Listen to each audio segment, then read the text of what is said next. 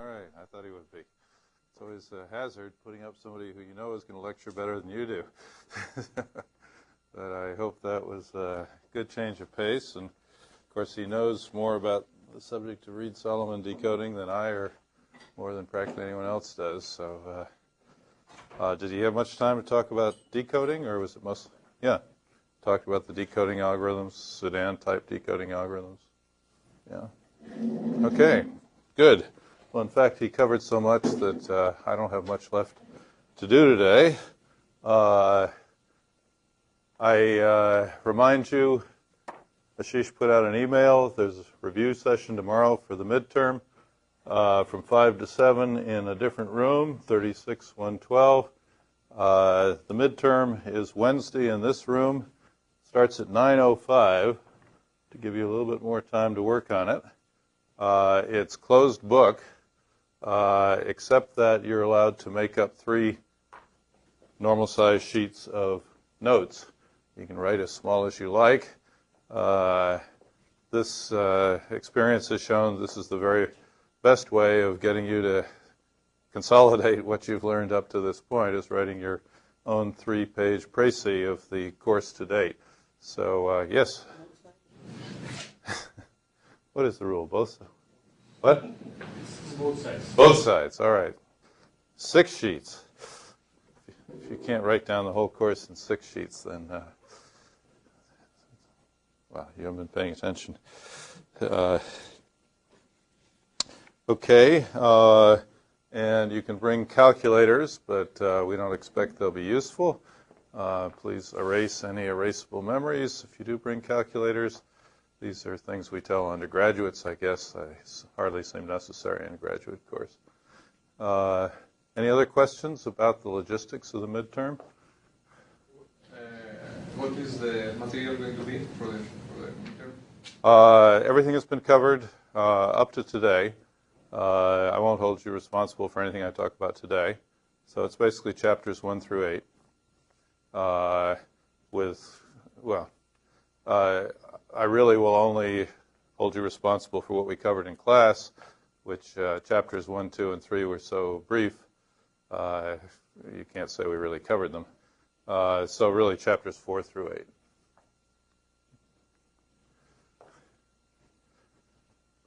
Any other questions?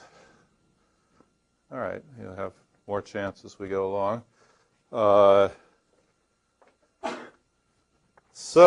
As I say, Ralph really covered the main things about Reed-Solomon codes, which are the crowning achievement of algebraic coding theory.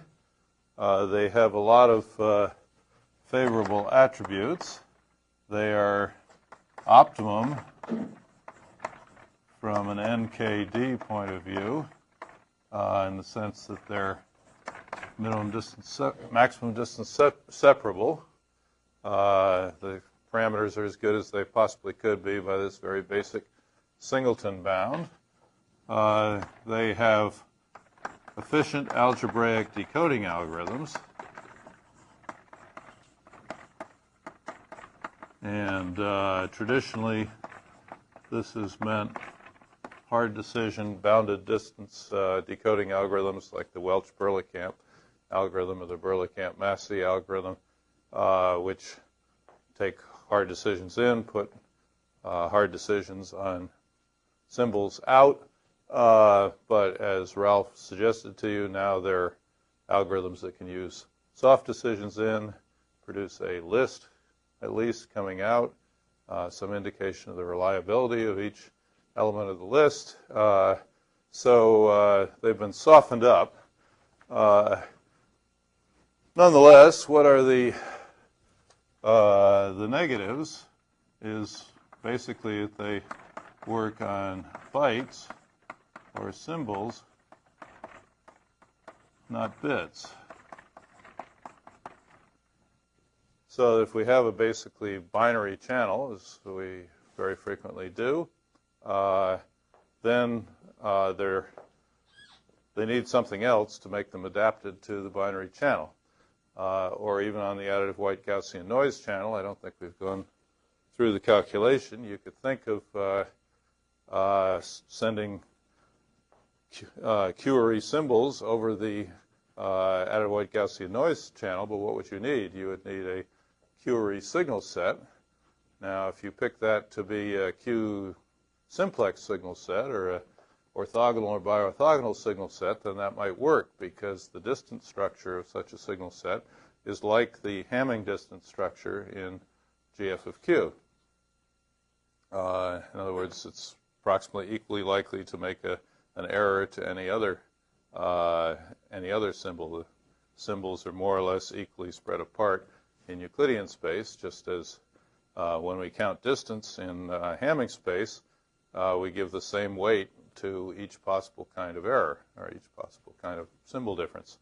So if you did that, then Reed-Solomon codes might work well. That's kind of one form of a concatenated scheme, which I will talk about in just a second. But if you tried to apply Reed-Solomon codes to a binary input additive white Gaussian noise channel, just translate the, say, 8-bit bytes into bits and send them 1 bit at a time, then the distance structures don't correspond at all well. It's much more likely to make a single bit error than an error that involves all 8 bits or something. And for that fundamental reason, you'll find that performance is not so great, and certainly this is not the way to get to capacity all by itself unless it's married with something else. So that's something we always have to deal with. In other applications, as I will talk about in a minute, we naturally do want to correct bytes or symbols or blocks that are many bits, and then Reed-Solomon codes are just exactly what we want. They're kind of optimal in any such situation. And so what did I just say? They're not the way to get to capacity, although they are sometimes part of schemes for getting to capacity. And since getting to capacity in the additive white Gaussian noise channel is the theme of this course, then they play only a peripheral role in that theme. Nonetheless, they're great codes. They're in wide use. They're part of every semiconductor manufacturer's core library. You can buy 255, 223, distance 33, 16 error correcting Reed-Solomon decoder in part of any chip package, and it'll go at gigabits nowadays. So it's kind of the all-purpose error correcting code, with the caveat that you need to somehow get what you correct to be bytes rather than bits. Okay? So today I thought I'd cover the last two topics in Chapter 8, and maybe to the extent that time permits, go back to Chapter 7.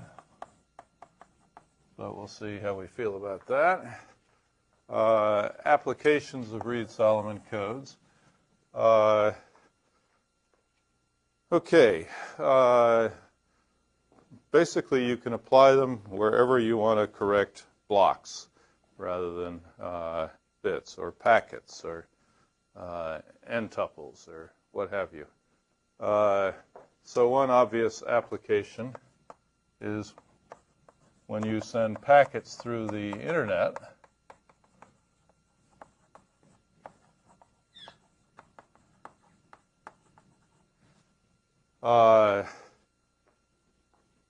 If you use Reed-Solomon codes across the packet, then you can correct errors that occur in individual packets.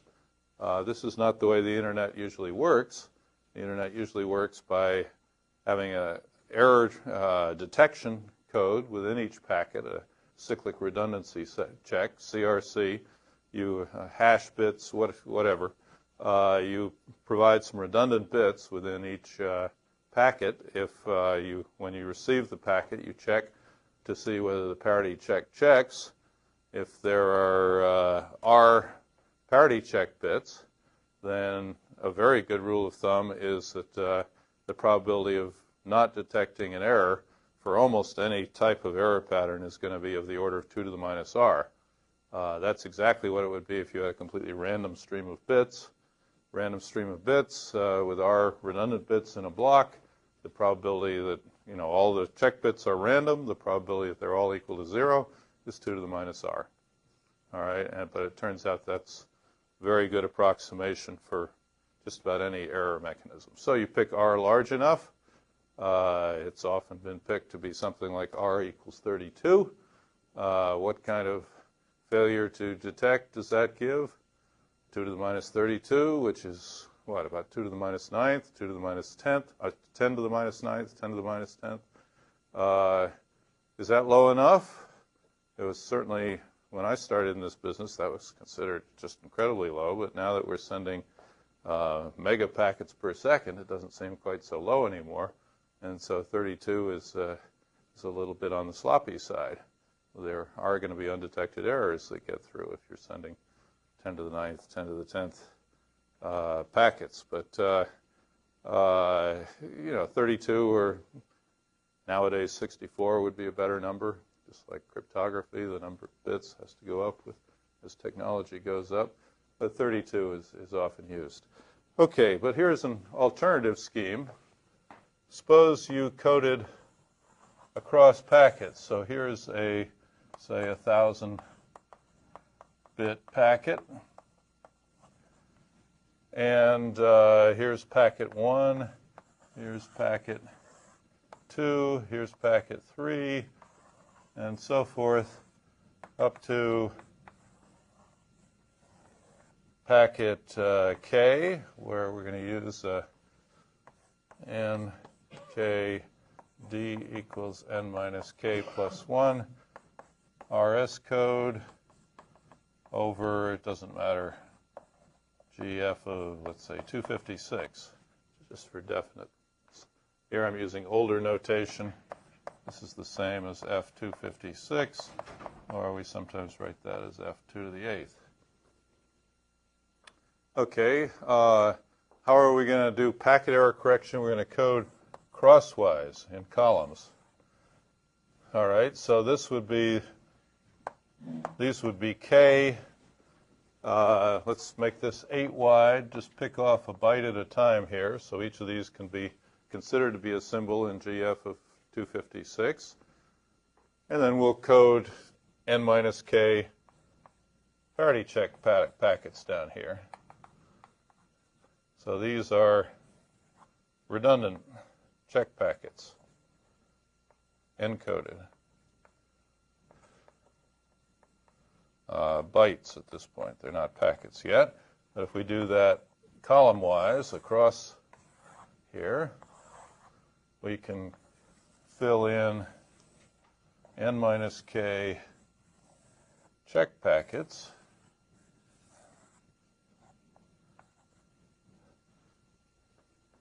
And now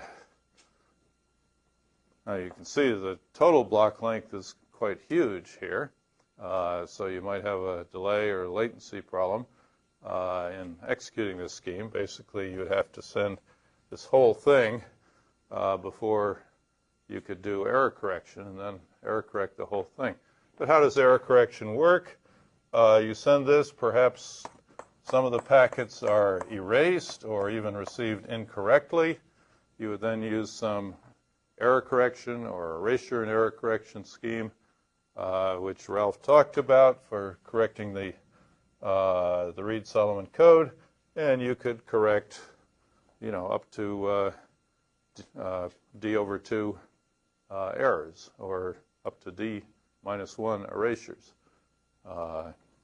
Okay, so this would be a very powerful packet error correction scheme. What are its costs? Its costs are quite a bit of redundancy. It doesn't fit the internet architecture very well. This is basically a point-to-point scheme. So when you're sending from A to B, you'd have to send B an additional n minus k streams. And if you're sending the same web page, as you often do, to multiple people, you'd have to send this to everybody, and it also doesn't have any feedback in it. The great thing about ARQ is that you only have to send the information that's necessary. You only have to restore the packets that are actually lost. You send them again. Whereas here, you're just kind of a priori deciding that you're going to send a great deal of redundant information down here to cover some kind of worst case, whatever you think the worst case number of packets would be. If there are more than that worst case number of packets, then you could retransmit again, but you're retransmitting this huge block. All right, so for that reason, this is not actually used, as far as I'm aware, in the internet. ARQ, wherever you have a feedback path, you should use it. That's a general moral. So ARQ is a wonderful scheme. That is, on an erasure channel, that's a capacity approaching scheme. Just on a bitwise basis, if you have a binary erasure channel with erasure probability P, and then the capacity of the channel is 1 minus P, and you can reach that capacity if you simply retransmit each bit that was erased. As it's erased, you send it again. And a quick calculation shows you that the average number of retransmissions is P, and so the average reduction from 1 bit per second is 1 bit per transmission is P bits per transmission. You can achieve 1 minus P with no coding at all, just by retransmission. So it's perfectly matched the erasure channel. And the internet, especially with parity checks CRC within blocks, long enough CRC is basically a packet erasure channel. You really, in practice, hardly ever make a undetected, let a packet with errors come through. Okay? Any questions about this? The internet, the TCP/IP protocol just has a 32-bit CRC, I think, and if it fails to check, you ask for that packet again by packet number.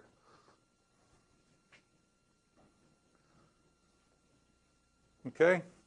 So Reed-Solomon codes, of course, are optimal if that's what you want to do. You couldn't possibly have a better code for coding across packets, but it's cumbersome in the packet environment. Okay, let's talk about concatenated codes. I guess I'll do it at the same place.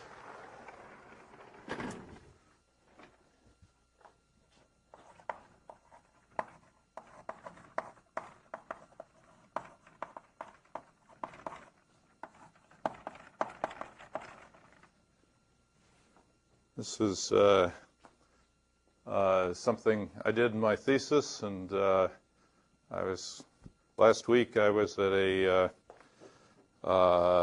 tribute to Andy Viterbi, who invented the Viterbi algorithm, among other things. And of course, everybody knows that the Viterbi algorithm, when Andy invented it, he had no idea it was actually going to be a practical algorithm. It's become one of the super practical algorithms. He was just trying to prove a certain result, exponential error bounds for convolutional codes, and he thought the proof was easier to understand if you introduced this algorithm, which he describes perfectly. It is the Viterbi algorithm, but really just a proof technique. Didn't even realize it was an optimum decoder. And then somebody, not him, not me, but in his company, fortunately, realized that, gee, this could be very practical. And that became workhorse decoding algorithm. Very similarly, concatenated codes are something that I did in my thesis in 1965. And I was looking basically for a theoretical result. How could you approach capacity with an exponentially decreasing error probability near capacity, but with only polynomial increasing complexity? And I looked into this very simple idea of basically taking two codes and using one to correct the errors of the other, and I found that you could do that. And I'd also never realized that might actually be practical. I remember going around and giving talks when I was interviewing afterwards that I was looking for an industrial position. I went down to places like Bell Labs and IBM Labs and did seminars with talking about codes that were, thousands of symbols long, and everybody rolled their eyes and said, boy, this guy is not very practical.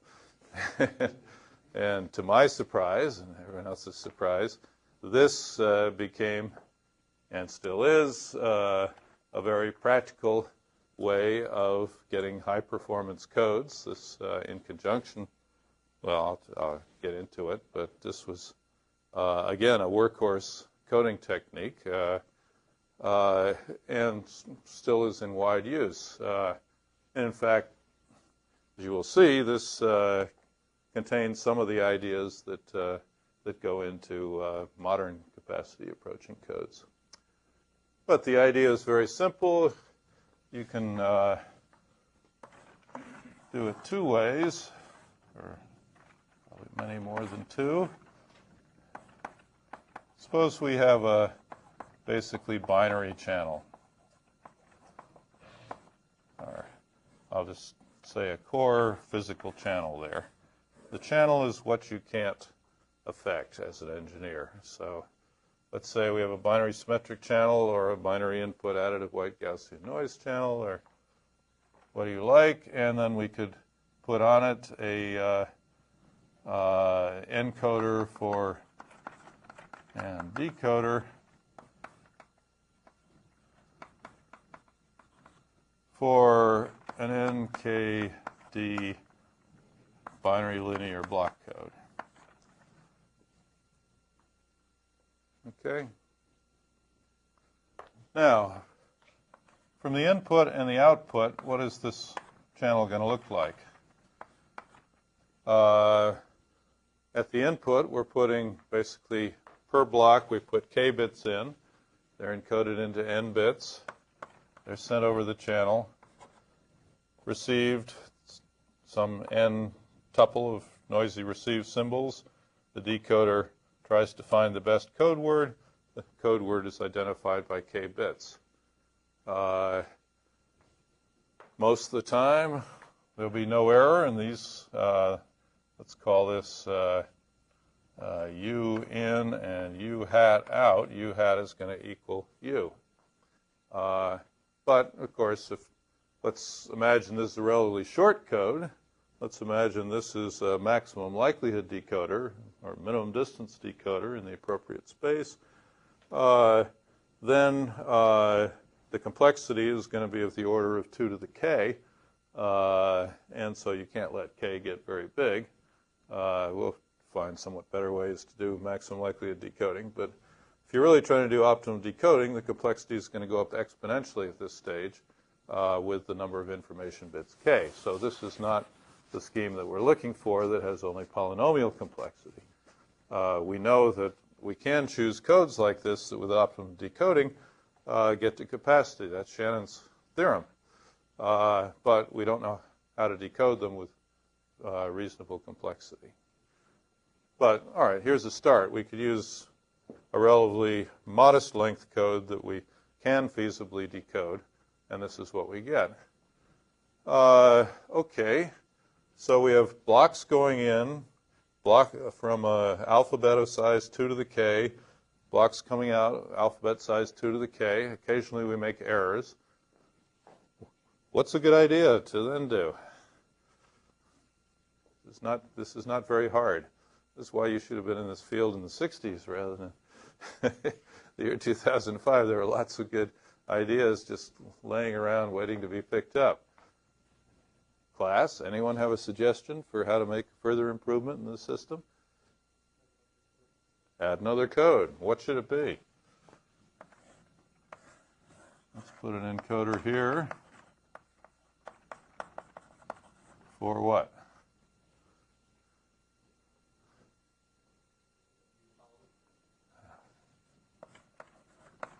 Everyone is extremely wide awake. An NKD Reed-Solomon code over what field?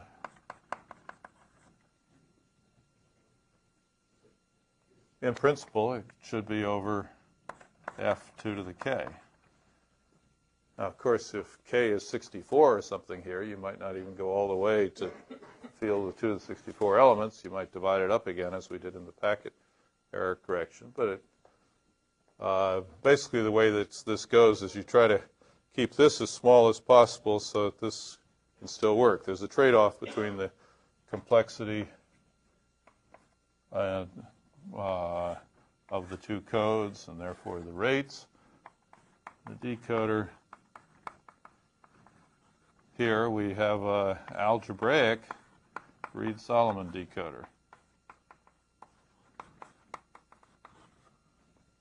which in the simplest case could just do error correction, just take these k bits as a hard decision on u hat and try to correct any errors that occurred in this inner loop here, which we might think of this as being a 2 to the KRE channel. So this whole thing together is a 2 to the KRE super channel. Sorry if you can't read that, but you heard me say it. So here's the channel with takes in 2 to the KRE symbols, puts out 2 to the KRE symbols, and sometimes makes errors, according to whatever the error probability you can achieve here is. Or some of the discussion back when we were talking about hard decision with binary suggested that it would be better to pass along more reliability information here, along with just the hard decision. And that the very simplest kind of reliability information is if this guy really isn't sure, if he has, if either the noise is too large so he can't make any decision, or if the noise leaves him exactly halfway between two code words, so it's a completely ambiguous decision, or whatever criteria you have, this might make erasures. And I'm sure Ralph told you how to do error and erasure correction with Reed-Solomon codes. And or this could be more likelihood information, just how likely was the code word that you actually saw. And there are various ways of devising an approximate likelihood metric. You just do what makes sense that indicates that some words you're absolutely sure of in this decoding, and other words you don't know. You have one or more good candidates, or you have no good candidates. So based on this reliability information, you can actually incorporate that. Did Ralph talk about reliability-based decoding, soft decoding algorithms for Reed-Solomon codes? No. Okay, well, that's a shame, because he and Alex Vardy are the inventors of a very good class that's recently been improved. So one of the knocks on Reed-Solomon codes is that at one point you might have said a minus was can only work with hard decisions, and then fairly early it was figured out how to correct erasures. But just in the last 10 years, we now have, this is no longer true, we can have soft, meaning reliability labeled inputs.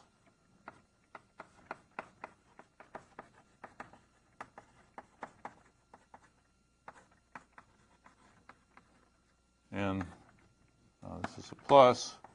That means we can do soft, when we have corresponding algorithms that can do soft Reed-Solomon decoding. They are, of course, more complicated than just straightforward error correction with hard decisions, but there's still polynomial complexity. They're maybe order of slightly higher degree of n, but still polynomial in the block length or in k or d or whatever you're taking. And so we now have some such algorithms that do make substantial gains. And of course, if he didn't tell you about them, I'm not going to tell you about them. And it's a rather specialized subject, but it's something that's really happened in the last 10 years. And they've constantly been improved. The first ones like one I came up with called generalized minimum distance decoding, made a modest improvement, in dB terms, 1 dB, where there's 3 dB to be got. Now they're up to 2.5 out of the 3 dB with these new soft Reed-Solomon decoding algorithms. So anyway, if you pass some reliability information here, then you can improve the performance of this decoder. This decoder knows which symbols are reliable, and it won't change in the decoding, and which are unreliable or completely erased, where there's no information about them. That actually helps you in the decoding. If you knew that you had S erasures rather than S errors, this helps you quite a lot. We can decode twice as many erasures as we can decode errors. And similarly, soft information in between can improve the capabilities of your decoder. All right, so that's the setup. You can see why it makes a certain amount of sense. From a complexity point of view, what it does, here we're going to do maximum likelihood decoding, complexity order of 2 to the k, but we're not going to let k get very large. So this is feasible. Then we're going to let the code get very long, as we know we have to do from Shannon's theorem, using this outer code. But now we know we have polynomial complexity Reed-Solomon decoding algorithms, even for the soft decision case. So if we balance the complexity here, basically let this length be exponential in this length, as it is, it's of the order of 2 to the k itself, then we can get polynomial complexity overall. All right? The overall complexity is going to be of the order of a small power of 2 to the k. And the overall block length is going to be of the order, is going to be linear in 2 to the k. And therefore, you're going to get polynomial decoding complexity. The other question is performance. And you can show that if you, even if you don't use reliability information, you can get all the way to the capacity of this underlying channel here with exponentially decreasing error rate for any rate below that capacity. Not as good an exponent as if you just used random codes per Shannon and coded for that channel, but nonetheless, you basically get what you want. So this using 2 smaller, simpler codes to create 1 long code turned out to be a good idea. First of all, for proving this theoretical result, you could get exponentially decreasing error rate for polynomial increasing decoding complexity. And within about 10 years, this is what people actually did. And in fact, what people actually did, I've got a block code here, but what people actually did was they used a short constraint length convolutional code here, which we'll be talking about after the break.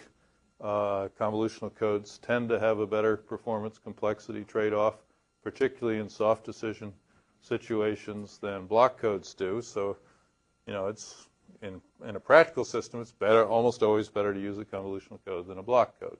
We'll discuss the reasons why. So there's convolutional code here. There's a maximum likelihood sequence detector for the convolutional code down here, which is the Viterbi algorithm, which you probably all heard about. And this is very practical as long as the constraint length, k now becomes the constraint length nu of the code, doesn't get too large.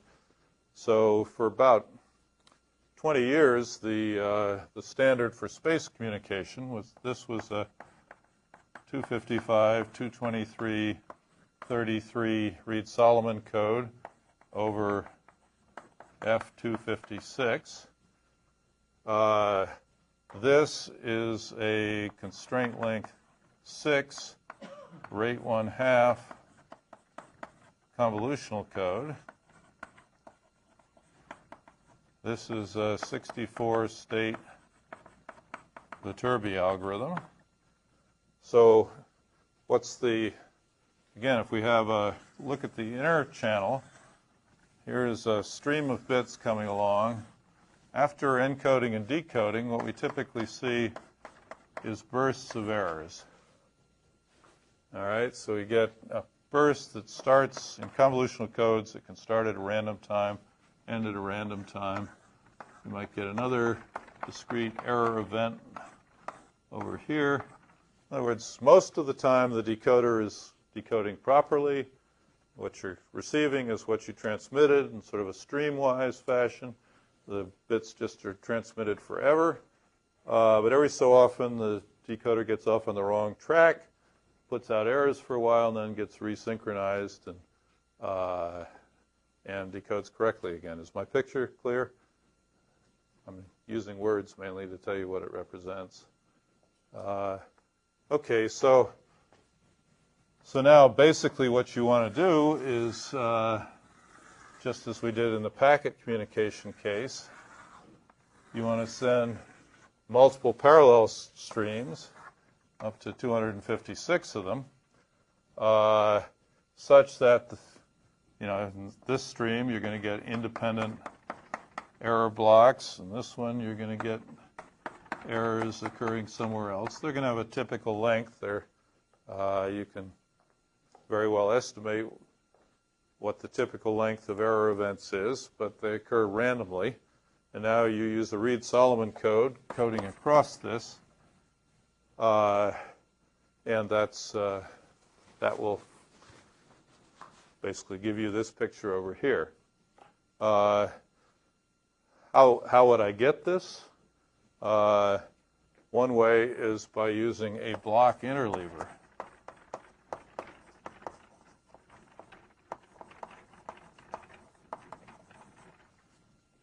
Which is described in the notes. Block interleaver, you basically take a long block from the convolutional code, and you just encode and transmit along here and ultimately decode. And after a very long time, you come back and start transmitting the second row just as part of the same stream, and then the third row, and so forth. And if the block length n here is long enough, the errors in different rows will be effectively independent. All right. So again, you wind up with very long blocks in this scheme, but analytically it works.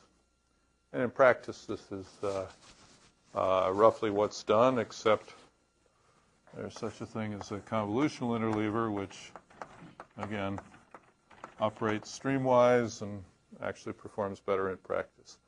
But I won't take the time to go into this because we're not going to really be getting into things like interleavers.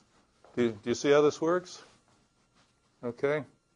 So works well theoretically, gives us the theoretical result we want, works well in practice. As I say, this was the standard for space communications from during the 70s and the 80s. Around the end of the 80s, they upgraded this. First of all, they replaced this by a new equals 14, rate 1/6, lower rate convolutional code. So this now becomes a 2 to the 14th state Viterbi decoder.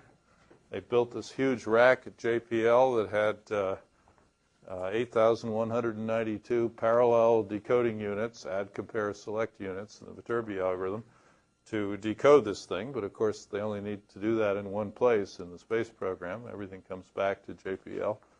So they built this BVD, Big Viterbi decoder.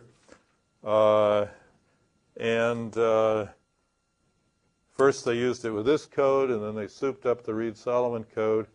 And by about 1990, 1991, they got this thing operating up within about 2 dB of the Shannon limit, okay, which was considered a heroic feat at the time, or even now. So that kind of tells you in the terms we've been using in this course just what you can get out of this kind of approach. You can get, at that point, that was considered, coding is dead. There's really nothing more to do. We're within about 2 dB of the Shannon limit, and it's inconceivable that we could actually get any closer than that. All right, second half of the course will, of course, tell us how we can get within 0.0045 dB of the Shannon limit. But that was the state of the art as of about 1990, 15 years ago. Questions? Comments? Okay. All right, I'll just mention a third application is burst error correction, which really we've already been talking about.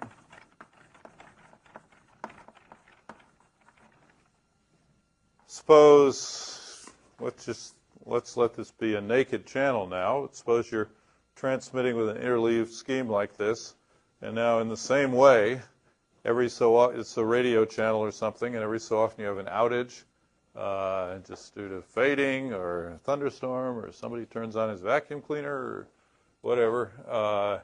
Every so often, as you transmit, you're going to get bursts. You don't have independent, identically distributed errors, but the character of the channel is such that you see bursts of errors, which is precisely what you do in this super channel here.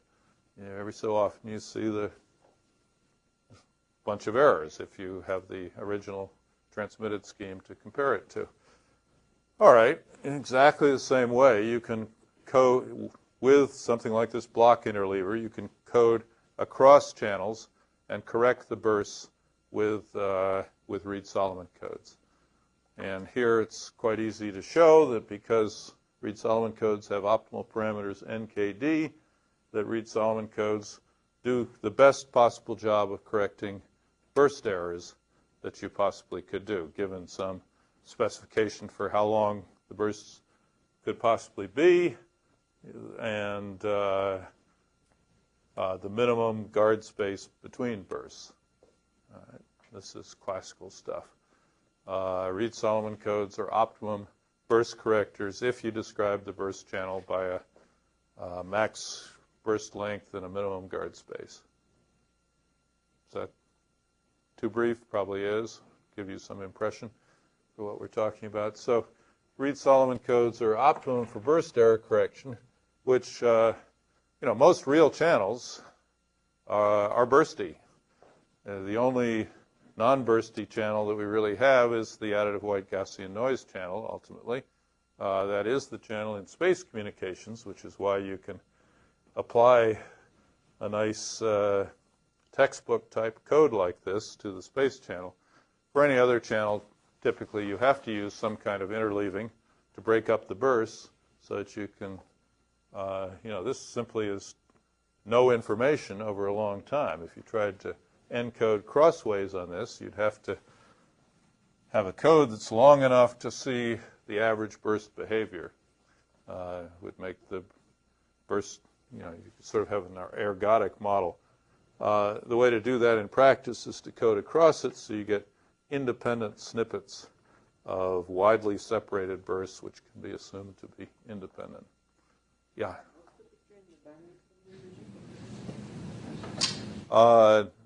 No different, really. What? Yeah, in space channel. All right, here I'm talking about power limit. That's a good question. But if you think about the band-limited regime, let's suppose, so this would be some Emery channel. You would use some multi-level signaling scheme like QAM with a large signal set or QPSK or something like that to get a basic transmission with a discrete signal set that doesn't lose too much over sending Gaussian over the channel. Again, this will be later in the course that we'll talk about this in detail. Other than that, well, all right, so now this is an Emery channel. If M is large enough, then you could apply Reed-Solomon codes right here. But typically it's not. M is like 16 or 64. And so Reed-Solomon codes would still be too short. You would not be able to get long enough codes over such a channel. So a similar kind of thing can be done, and the history of bandwidth-limited coding pretty much parallels that of power-limited coding. What corresponds to block codes here is lattice codes for this channel. What corresponds to convolutional codes is trellis-coded modulation. Again, once you handled the basic physical channel with these codes that are well matched to that channel, but whose complexity increases too rapidly if you make them long, because exponential decoding, then you can always clean up whatever errors you make. You can think of this as a cleanup function out here. Typically, the rates out here are very high. You don't need much redundancy. It doesn't cost you much in overall rate. But even with very high rates, like 223 over 255, you can do a rather large amount of error correction. You can correct up to 16 errors or 32 erasures with this channel. So this is a cleanup function. You basically work very hard in here, get the best error probability you can, which is it doesn't have to be too low, 10 to the minus 2, 10 to the minus 3.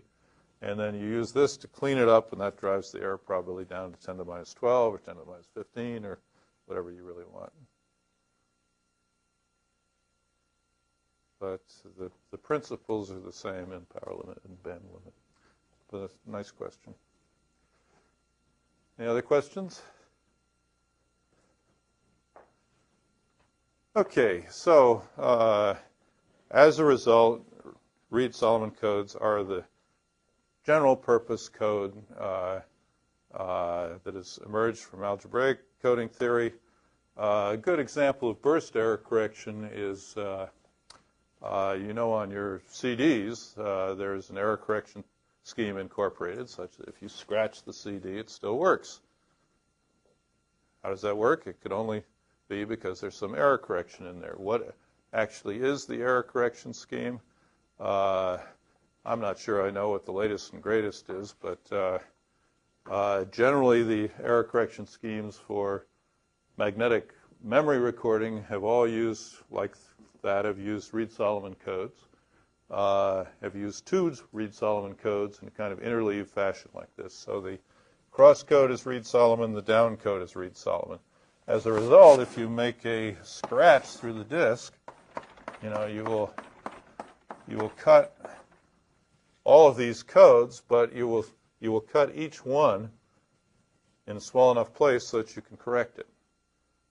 And so you can think of this as actually a physical laying down of Reed-Solomon codes on the two-dimensional surface of the disk in such a way that, well, even if your scratch came right across one whole channel here, then of course this decoder would be dead, but you'd still have somebody decoding in this direction to pick up the errors.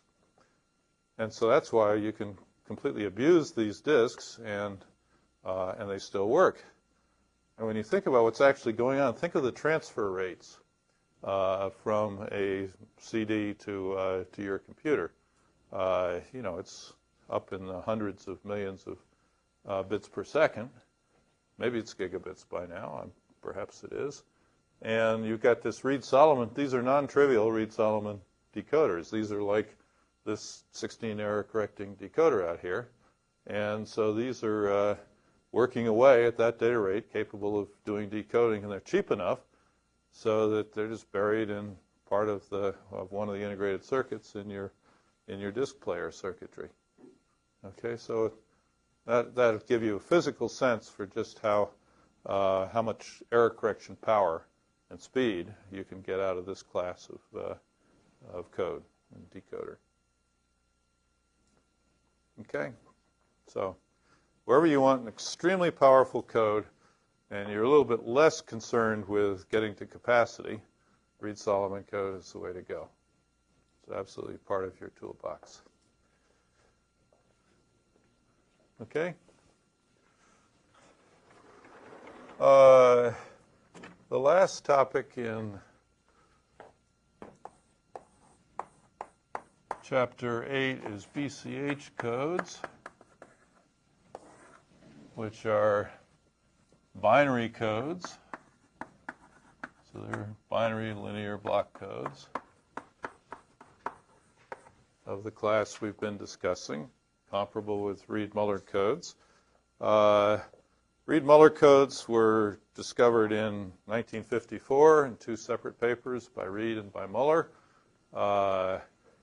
in two separate points of view, and there are a million points of view you can have for Reed-Muller codes. We've used yet a third one. BCH stands for Bose and Chowdhury and Hockingham. Bose and Chowdhury were both professors in the U.S. They wrote a paper about 1960 introducing Reed-Solomon codes, which, by the way, introducing BC codes, Bose-Chowdhury codes. Reed-Solomon's paper was in 1960 also. These were completely independent of each other. And then this fellow named Hockingham in France, whose name I can't and few people can pronounce, turned out he had actually invented these codes in 1959 in a paper that unfortunately was in French, so few people read it. But anyway, in honor of all three of these people, these are called BCH codes. These fit right into the main theme of algebraic coding theory at that time, maybe stimulated it, because these turn out to be cyclic codes, or at least as they were originally introduced. And so, when I was in school, which was in the early 60s, these were considered the greatest thing going. People were interested in binary codes, algebraic codes, because they are slightly better than Reed-Muller codes. Now, I would say there's sort of been a swing back. Xu Lin gave a paper about 10 years ago that said Reed-Muller codes are not so bad. In fact, in terms of performance versus complexity for certain kinds of decoding schemes, trellis-based decoding, Reed-Muller codes are better than BCH codes. So sort of from a more modern perspective, we're more interested in Reed-Muller than we are in BCH. Nonetheless, you'll hear about these a lot if you read the literature, and so you ought to know what they are. Okay, conceptually, what are they? Since we already know about Reed-Solomon codes, the way that I'm going to characterize BCH codes is as subfield subcodes of the Reed-Solomon codes. Now, if we have a Reed-Solomon code over F2 to the 8 or something, the field with 256 elements, or any power of 2, contains a subfield, which is just 0 and 1. All right? All fields contain 0 and 1. If the field has characteristic 2, then 0 and 1 all by themselves are the prime subfield. So it's possible there are certain words in the Reed-Muller code, in the Reed-Solomon code, that are completely made up of zeros and ones. For instance, the all-zero word is certainly in the Reed-Solomon code, so we have at least that one that's made up of all zeros. Almost always we find that the all-one word is a code word, so we have code with all zeros and all ones, and there might be more of them. And it's actually very straightforward to find out how many completely binary words there are in a Reed-Solomon code. So, it's the binary subfield. We have F2 is a subfield of F2 to the M for all M. Okay, so a subfield subcode, if we have an n k d equals n minus k plus 1 Reed-Solomon code, then the set of all BCH code is the set of all binary code words that just use the 0 and 1 of the code alphabet. Call this C in C. So call this C prime. Okay, so what are its parameters going to be? Its length is still going to be n, right? All the code words here are n tuples, so these have got to be n tuples. We don't know its dimension. Let's just call it k prime. That's how many such code words are there. We're going to have to do some combinatorics to find that out. And what's the minimum distance going to be? Anybody?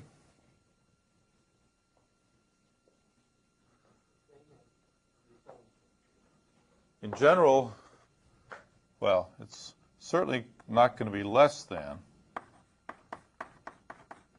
because by definition of the minimum distance, the minimum Hamming distance between any two code words in this code is d. So we're just looking at a subset of the code words in this code, and the minimum squared distance has to be at least d. There's an example given in the notes. If we let C be the 4, 3, I think it's the 4, 2, 3 over F4, then C prime turns out to be the 4, 1, 4 code over F2. In other words, the only two code words in this code that are all binary are the all 0 and all 1 sequences. All right, so we actually get a minimum distance of 4. It has to be at least 3 in this particular case. So here's an example where it could be greater than 3. Or if there are cases where the subcode just consists of the all 0 word, and that, by convention, has an infinite minimum distance. So distance could be greater, but it never can be less than what you started with. On the other hand, the dimension is clearly going to go down. If it were still equal to what it was, then we'd have a binary MDS code, and we know we don't get binary MDS codes. So in general, K prime decreases quite a bit. In this case, it just decreases by 1, and we have to find out how it decreases. Okay, I'm a little uncertain as to how much of the derivation. So we need to find. These are force polynomials which evaluate to 0 or 1 at all points of the field, is it? No. One of the characterizations you had of Reed-Solomon codes, I assume, was that they're the set of all polynomials of length n that evaluate to 0 at some consecutive set of n minus k powers of alpha. Did you see anything like that? All right. In other words, that are, let me write that down, because RS code is the set of all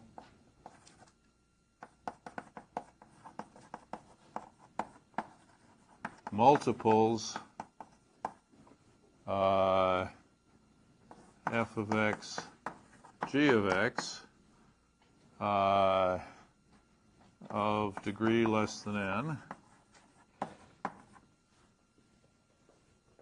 where of g of x equals the product of x minus alpha to the I for I equals 0 to n minus k minus 1, or something like that. Okay, this is called a generator polynomial.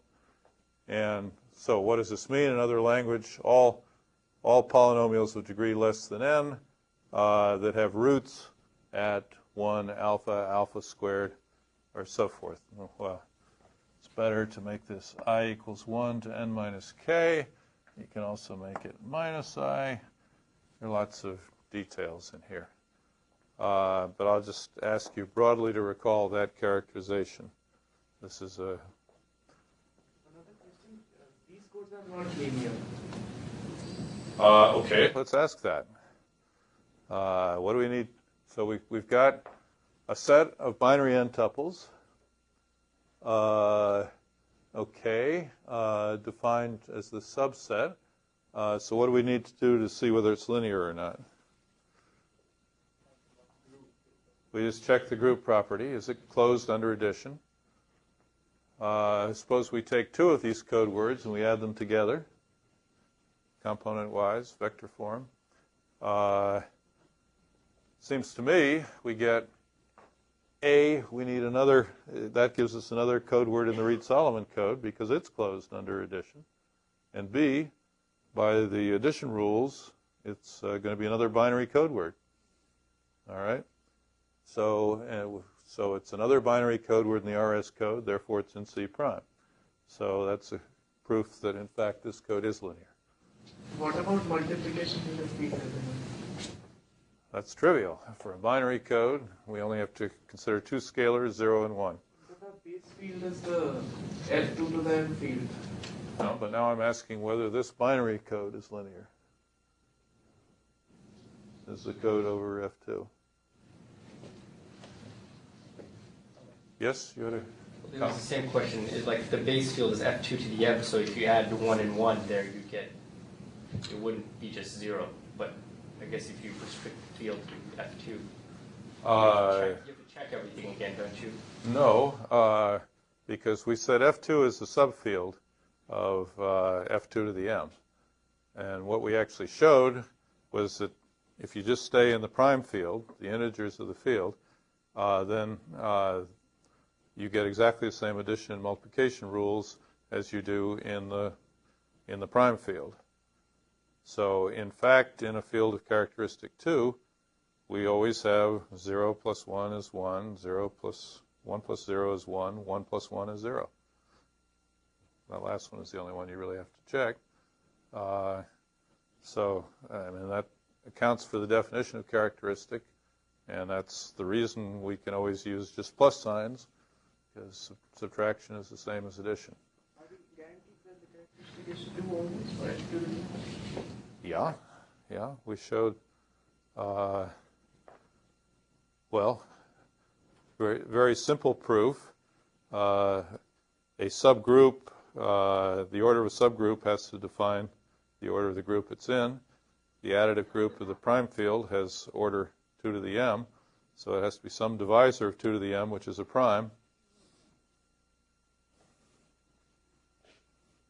I think we proved that in another way, but that's a very simple proof. Okay, these great questions because it shows you're thinking about how this relates to what you learned back in Chapter 7. But at this point, you've kind of got a little vague about Chapter 7 and what's really in there. And by Wednesday, you're really going to know Chapter 7 well, let me tell you.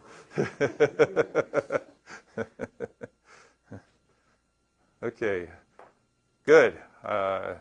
Thank you for the help, because these are all things that I should have just set up here, but they come out much better, actually, if they come out in response to questions. Okay.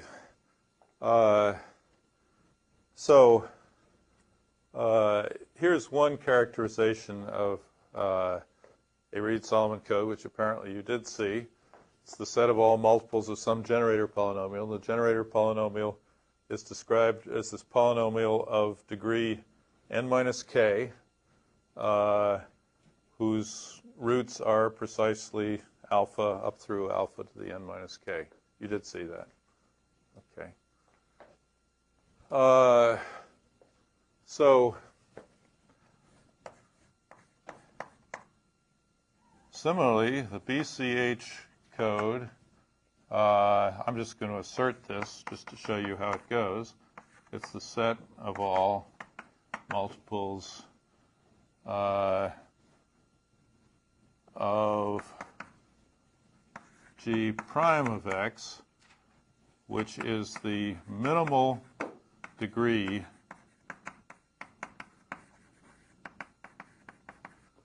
binary polynomial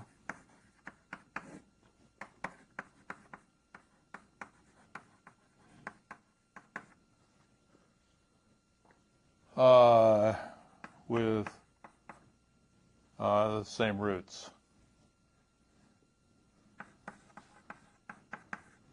Now, how can a binary polynomial alpha to the n minus k,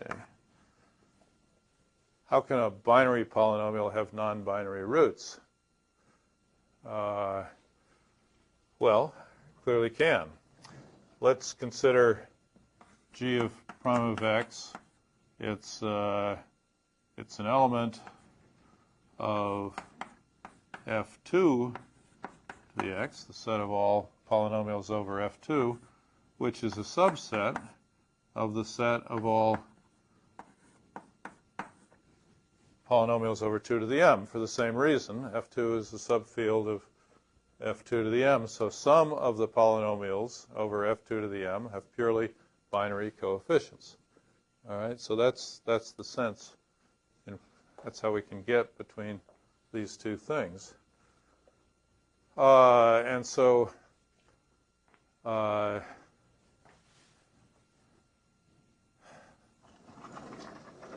some binary polynomials have roots in gf of 2 to the m.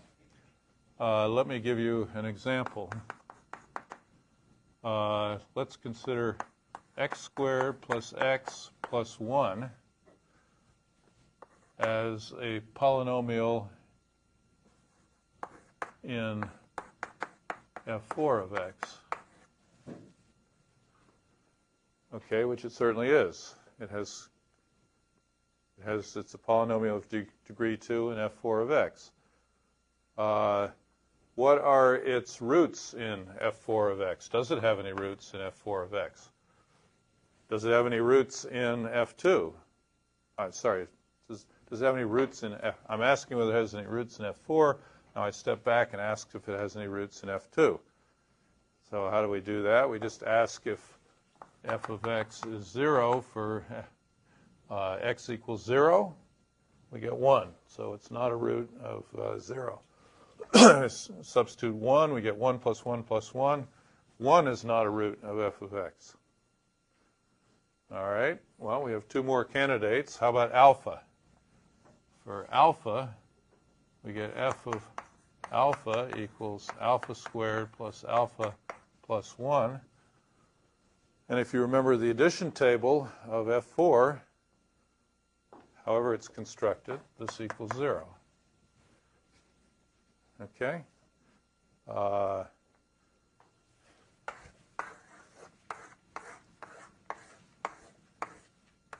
1, alpha, alpha squared, 0, 1, alpha, alpha squared, 0, 1, alpha, alpha squared. This is plus 1 alpha, alpha squared, 0.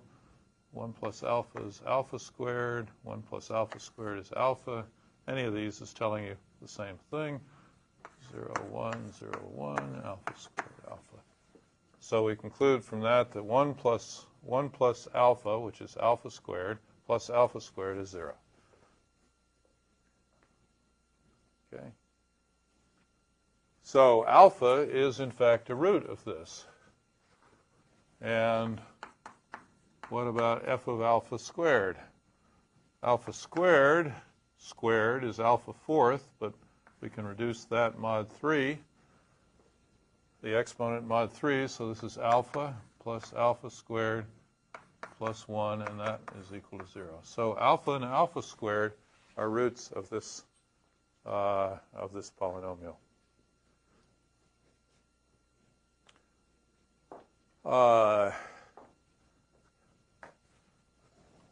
There's a lovely fact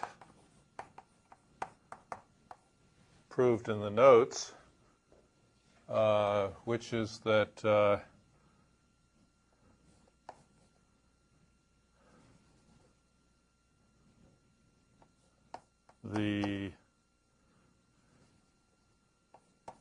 every element of facts, every element of f2 to the m is a root of x 2 to the m plus x.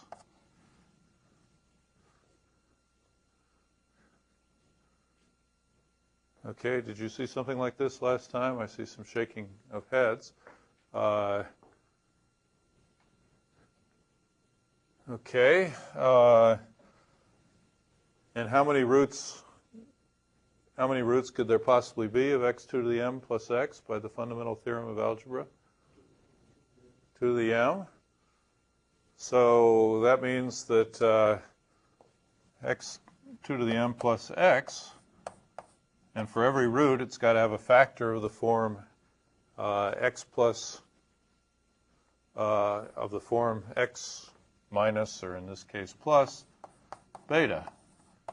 So this must have a complete factorization of the following form.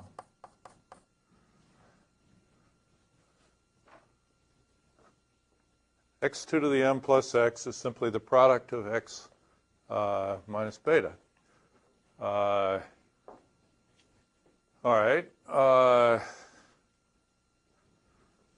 In fact, you can see that 0 is a root, obviously. 1 is a root, obviously. And we checked up here. Let's see, what are we interested in? Here's another example. X to the fourth plus 1. If we have g of x equal x to the fourth, plus x, then g of alpha is alpha to the fourth plus alpha, but alpha to the fourth is equal to alpha, so that's 0. G to the alpha squared equals alpha to the 8th plus alpha squared. Alpha to the 8th is alpha to the 5th is alpha squared, so that equals 0. So in fact, that's true for that case.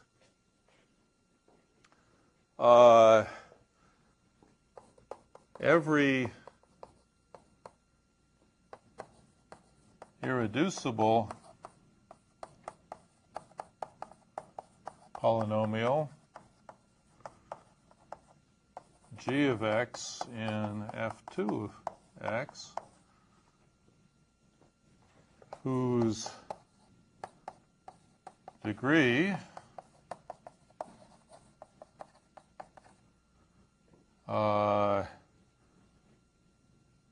degree g of x divides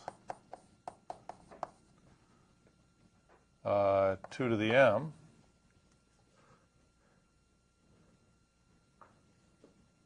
is that right? This may be 2 to the m minus, no. I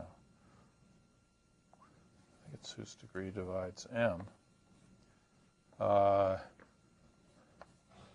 Is a factor of x to the 2m plus x in f2 to the x.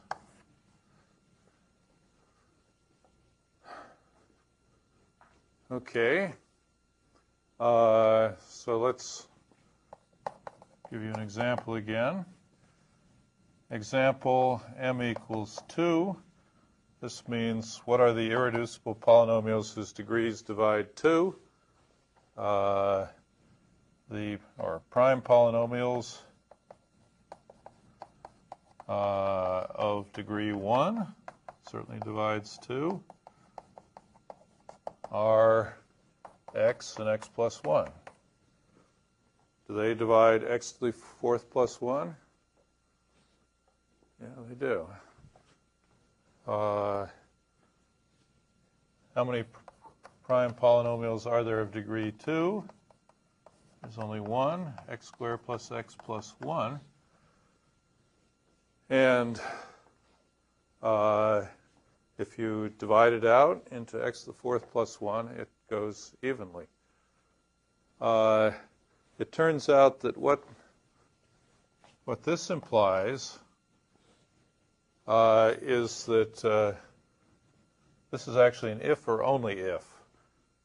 a polynomial g of x divides x to the 2 to the m plus x if and only if g of x has a degree which divides m and g of x is irreducible. So this implies that x 2 to the m plus x factors in f2 of x into the product of all irreducible polynomials whose degrees divide m. And I think you did a homework problem that used this, even though it was never proved in class.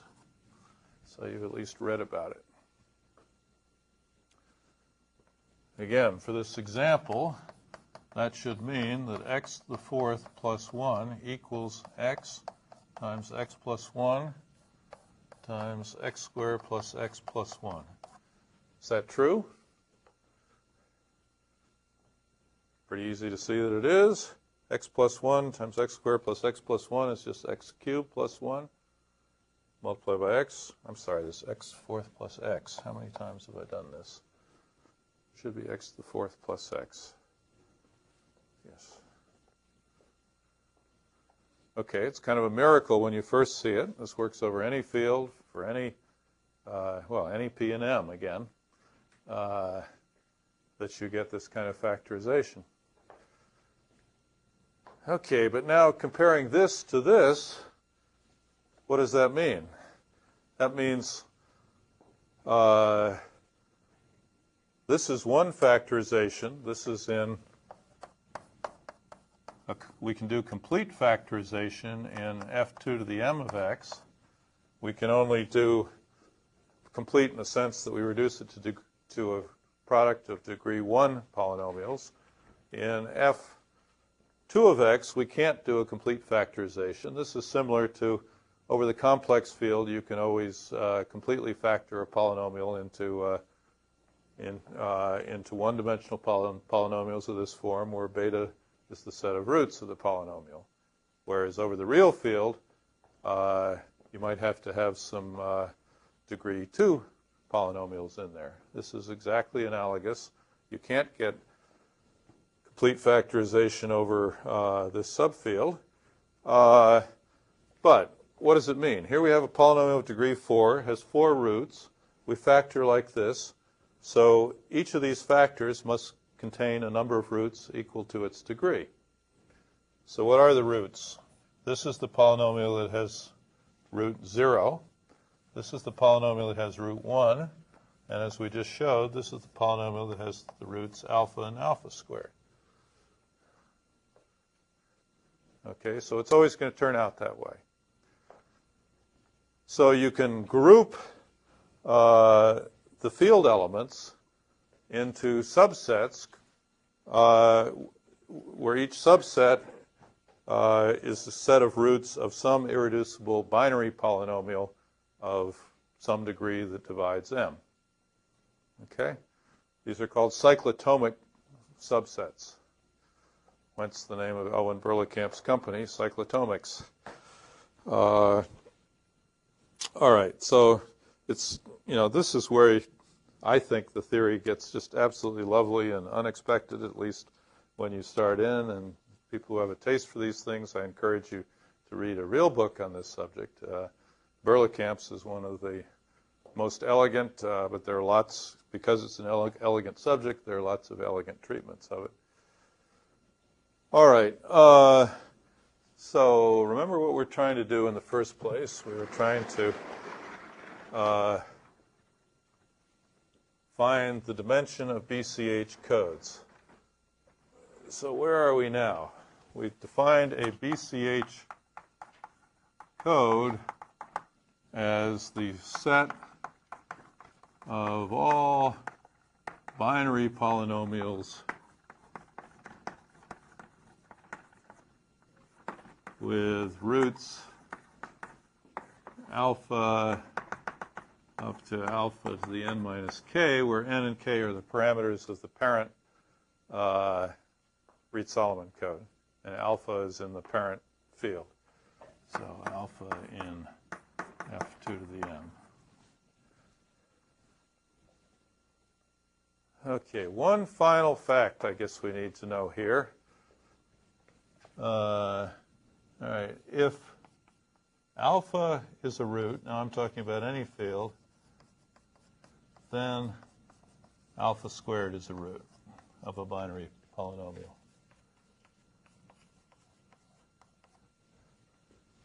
And again, this is due to a very lovely fact, which is that squaring is linear in fields of characteristic 2. Why is squaring linear? A little side calculation. A plus b squared equals a squared plus 2ab plus b squared, but in field of characteristic 2, we can wipe that out. So in general, f of x quantity squared is f of x squared. And that's why if f of x evaluates to 0, then f of x squared must evaluate to 0. Since 0 squared is always equal to 0. All right, so alpha is a root if and only if alpha squared is a root. Is that true here? Yes, alpha squared. Well, is it also true if we squared alpha squared? What is the square of alpha squared? It's back to alpha. All right, so these sets now turn out to be cyclotomic cosets, they're called, which is the set of all elements in their squares. We get alpha, alpha squared, alpha fourth, alpha 8, and then at some point it cycles. Why? Because what does alpha to the 2m equal? No, alpha, right. Alpha to the 2m minus 1 is 1, so alpha to the 2m is alpha. So it comes back to alpha again because of that. So we get a finite number of roots, which of course are equal to the degree here. In some cases it's fewer. It's whatever the degree is. It's d, which divides m. So from this, we simply start. Suppose we want alpha to be a root.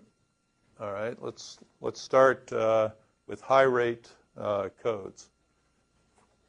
I think here in the example, in the text, I used F16. F16 is going to have, the elements of F16 are going to be the roots of all the degree 1, 2, and 4 polynomials, because m is 4, and these are the degrees that divide 4. So again, we get x and x plus 1, which have roots 0 and 1. We get x squared plus x plus 1. What are the roots of x squared plus x plus 1 in F16? There are only got to be 2 of them, and they've got to have the property that if we start with the first one, let's call it beta, and beta squared, beta fourth has got to equal beta because we only have 2 of them. That more or less forces beta to be alpha to the 5th or alpha to the 10th. Let's see if that works. We get alpha to the 5th, alpha to the 10th.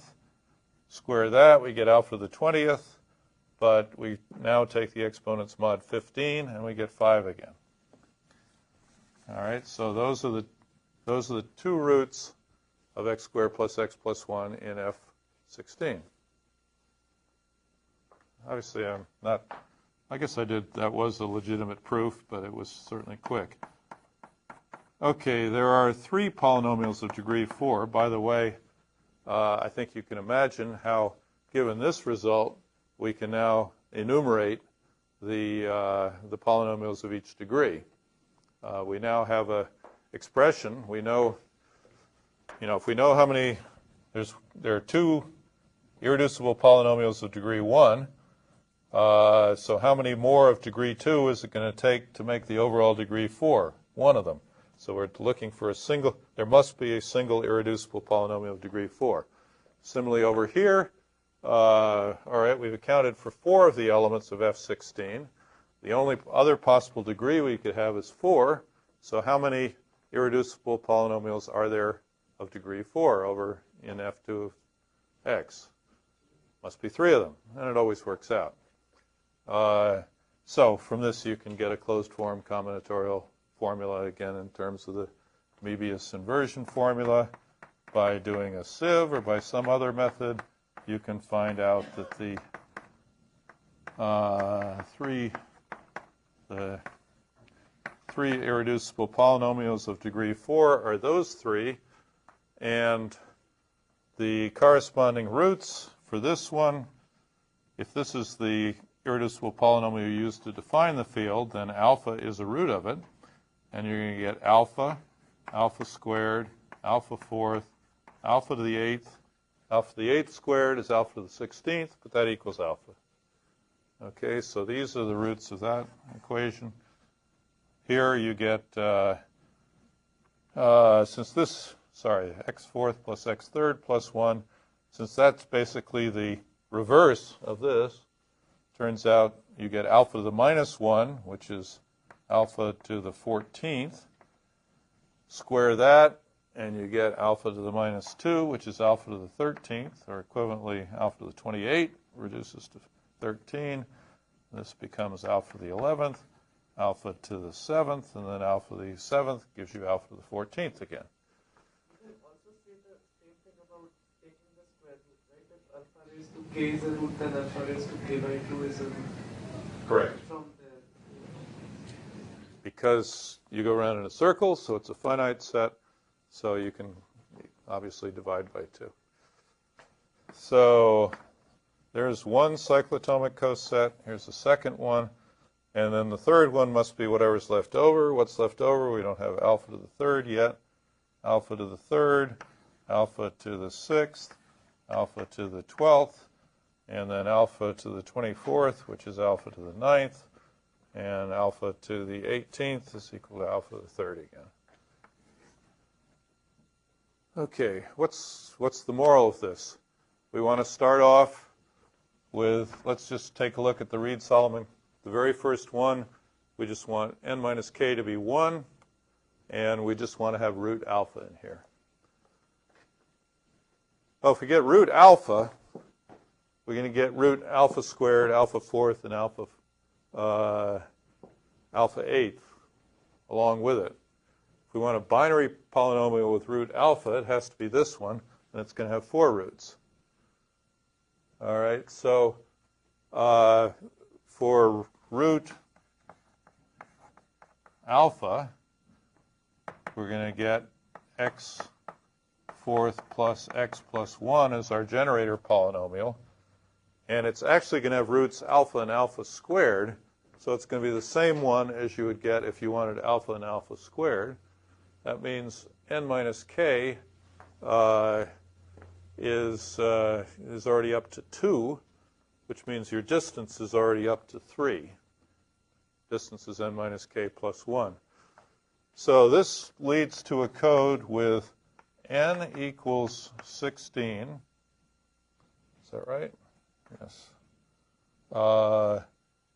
BCH codes are always defined to be 1 shorter. We're going to have 4 redundant bits, so k equals 12.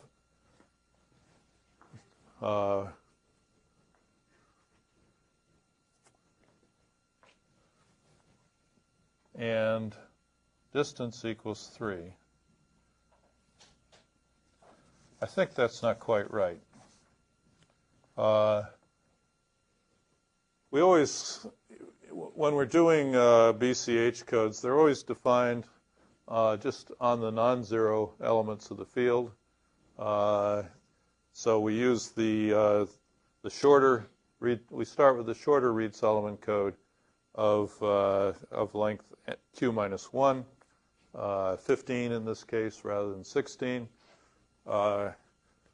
And 0 never appears here as one of the possible roots.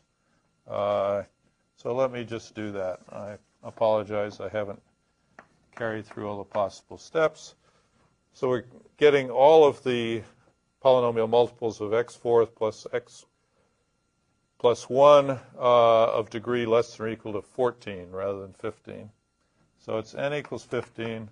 N minus k is going to be 4. So this is 11. And the distance is going to be greater than or equal to 3. In fact, it is 3. So it's a 15, 11, 3 code, which is in fact the Hamming code. Yes? Oh, I'm sorry.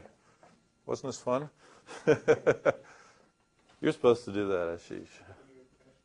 Okay, well, so you can see how it goes. So this gets us both roots alpha and alpha squared. If we want alpha third and alpha fourth, we already have alpha fourth from this polynomial. So all we need is this one, which gets us another. And that gives us an n equals 15, k equals 7, d greater than or equal to 5, which in fact is a 15, 7, 5 code. So we get additional codes. There's a table in there that shows you that most of the time for short block lengths for distances which are equal to a prime power, we get the same parameters as the Reed-Muller codes. For length 64 and higher, sometimes we do a little bit better. In addition, we get a lot more codes for every basically odd distance when you take the length odd, or even distance if you take the length even. And that's definitely an asset, that you have a larger number of codes to choose from. So there's no doubt that in terms of NKD, BCH is a larger and, for longer block length, slightly better class than Reed-Muller codes. But as I said before, in terms of performance versus complexity, Reed-Muller might still be the ones you want to use. Okay, good luck in the review and good luck in the exam. I will see you Wednesday.